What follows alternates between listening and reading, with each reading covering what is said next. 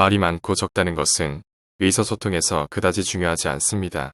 의사소통 능력이란 말을 청산유수처럼 잘한다라는 이미지가 있지만 말수는 적어도 사람들로부터 호감받는 사람이 있는가 하면 반대로 말을 잘하는데도 사람들이 떠나가 버리는 사람도 있습니다. 그 차이는 무엇일까요? 그것은 상대방에게 말을 통해서 즐거움을 주고 있는가, 불쾌감을 주고 있는가 하는 것입니다.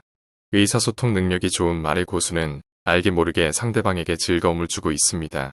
그래서 자연스럽게 사람들이 몰려들고 많은 사람들로부터 호감을 받고 있습니다. 즉, 의사소통 능력이 좋다라는 것은 말을 통해서 상대방을 기분 좋게 만드는 것을 잘한다는 의미합니다. 따라서 상대방을 기분 좋게 만드는 방법만 알면 누구나 의사소통을 잘할 수 있다는 것입니다. 그럼 의사소통 능력이 좋은 발의 고수는 어떻게 상대방을 기분 좋게 만드는가에 대한 5가지 방법에 대해 소개하겠습니다. 말의 고수들이 하고 있는 대화법. 첫 번째, 상대방의 이름을 부른다. 사람은 자신의 이름에 가장 애착을 가지고 있고 자신의 이름을 부르면 불러준 사람에 대해 무의식적으로 호의를 갖게 되는 심리 현상이 있습니다. 대화 중에 상대방의 이름을 불러주면 왜 상대방이 좋아하기 쉬운 걸까요? 사람은 자신의 이름이 불림으로써 한 개인으로서 인정받고 있다라고 느끼고 인정 욕구가 충족된다고 합니다. 즉, 상대방이 자신의 이름을 불러주는 것으로 상대방이 내 이름을 기억해주고 있다. 상대방이 자신에게 관심을 갖고 있다라고 무의식적으로 느끼기 때문입니다. 그래서 즐거운 기분이 되어 상대방과 친밀한 관계가 되고 싶다고 무의식적으로 생각하기 때문에 이름을 불러주면 좋아하게 되기 쉽습니다. 즉, 이름을 부름으로써 무의식적으로 상대방으로부터 호감도를 높이고 좋은 인상을 가지게 됩니다. 한 연구에서 학생들에게 쿠키를 사주지 않을래라고 상대방 학생 이름을 한 명씩 부르고 부탁한 그룹이 이름을 부르지 않고 그냥 부탁한 그룹에 비해 반응률이 월등히 높았다는 결과도 있습니다. 자신의 이름을 부르면 기분이 좋아져 무심코 쿠키를 사버린다는 것입니다. 직장에서도 김영철 씨, 잠깐 이야기 좀 할까와 자네 잠깐 이야기 좀 할까라는 말을 들었을 때의 기분이 전혀 다르게 됩니다. 말의 고수는 말을 걸 때 이름을 부릅니다. 인사할 때도 이름을 부르고 인사말을 건넵니다. 카톡이나 메일에서도 상대방의 이름을 사용합니다. 이처럼 상대방의 이름을 불러줌으로써 상대방은 인정받고 싶고 가치 있는 존재로 보이고 싶다는 인정 욕구가 충족되고 인정 욕구를 채워준 사람에 대한 호감도가 무의식적으로 올라가게 되는 것입니다. 말의 고수들이 하고 있는 대화법. 두 번째, 상대방의 말에 후속 질문으로 분위기를 고조시킨다. 같은 취미를 가지고 있거나 상대방과 공통된 관심사가 있으면 대화는 활기를 띠게 됩니다. 그런데 공통점이 전혀 없는데도 대화가 활기차게 되는 방법이 있습니다. 또한 사람에 따라서 대화를 하면 흥이 나는 사람이 있는가 하면 왠지 분위기가 썰렁해지는 사람도 있습니다. 그 차이는 무엇일까요? 그것은 바로 맞장구와 리액션이 어떠냐에 달려있다고 봅니다.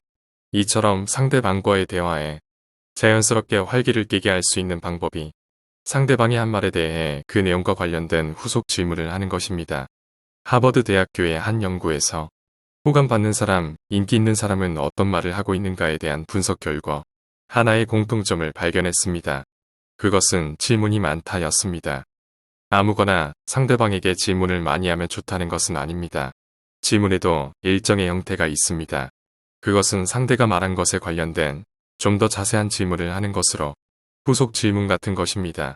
예를 들어 요즘 집에서 드라마 보는 게 즐거워라고 하면 그런가요? 요즘 어떤 드라마가 재미있나요? 좋아하는 탤런트는 누구예요? 라고 하며 좀 더 자세한 질문으로 대화의 분위기를 고조시킵니다. 이런 방법은 적당히 맞장구를 치고 있는 것이 아니라 확실히 자신의 이야기를 이해해주고 관심을 가져주고 있다고 느끼게 됩니다. 자신도 상대방의 이야기에 자연스럽게 흥미를 가지기 쉬워 대화의 폭이 넓어지게 됩니다. 사람들은 재미있는 이야기를 해주는 사람보다도 자신의 이야기에 공감해주고 함께 즐거워해주는 사람을 좋아합니다. 말의 고수들이 하고 있는 대화법. 세 번째, 헤어질 때 기억에 남는 구체적인 에피소드를 전한다. 사람은 자신이 겪은 일에 대해 전체 경험을 평균값으로 판단하는 것이 아니라 가장 절정인 순간과 가장 마지막 순간의 기억만으로 결정된다고 하는 퀵 엔드 법칙이라는 것이 있습니다. 영화로 치면 클라이맥스 장면과 마지막의 엔딩 장면 두 배가 얼마나 좋았느냐에 따라 그 영화가 명작이냐 아니냐를 판단할 수 있다는 것과 같은 것입니다. 대화에서도 마지막 순간에 웃는 얼굴을 만드는 것이 중요합니다.